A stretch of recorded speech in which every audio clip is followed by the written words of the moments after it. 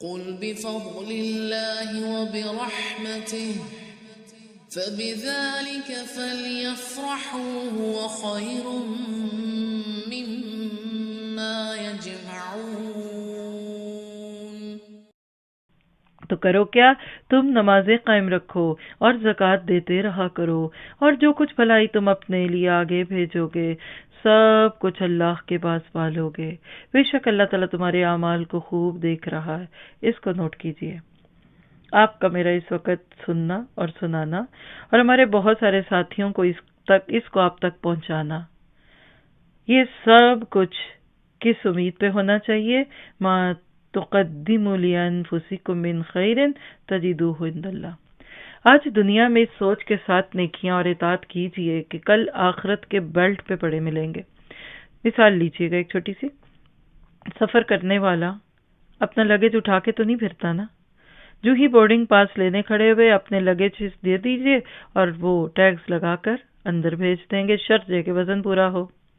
کس امید پہ دیتے ہیں آپ کہ جو ہی اپنی ڈیسٹینیشن پہ پہنچوں گا اور جا کر لگیج اٹھا لوں گا؟ کسی کو شک بھی ہو جائے نا کہ میرا لگیج لاسٹ ہو جائے گا یا ٹوٹ جائے گا یا وہاں ملے گا ہی نہیں، کبھی نہ دے، سر پہ اٹھا کے لے جائیں، جہاز میں اپنا بکسا اٹھا لیں، لیکن وہ نہیں دیں گے۔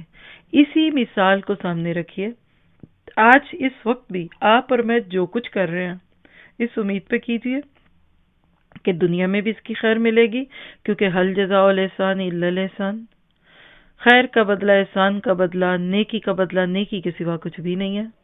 تو آپ کو چھوٹی ذمہ داری ملی کہ بڑی ملی، بس سر سجدے میں رکھ دیجئے بس۔ اور دوسری بات ہے کہ دنیا کے شر فتنوں سے بھی اللہ بچائے گا، اور آخرت کی بیلٹ میں تو یہ انشاءاللہ نیکی بڑی ہوگی۔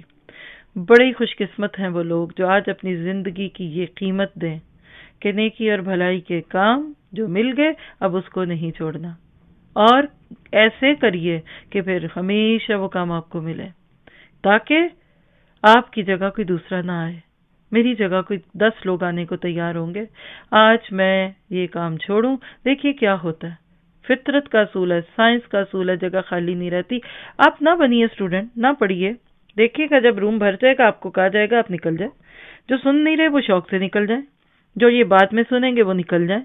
کیوں؟ اس لیے کہ اللہ تعالیٰ کے پاس بہت مخلوق ہے، حتیٰ کہ اللہ تعالیٰ اس دنیا میں بھی وہ لوگ جو اکڑیں گے اللہ ان کو نکالے گا۔ آگے سورۃ مائدہ میں ایک دھمکی ہے، انشاءاللہ جب وہاں پہنچیں گے 6 پارے میں تو خود ہی سن لیں گے کہ اے مسلمانوں، تم ادھوری اطاعت سے پوری جنت لینے والے ہو، تمہیں تو دنیا کی بھی خلافت نہ ملی، تم تو دنیا کے پسندیدہ نہیں رہے، تو کیا تم اس وقت اللہ کے بڑے پسندیدہ ہو گئے؟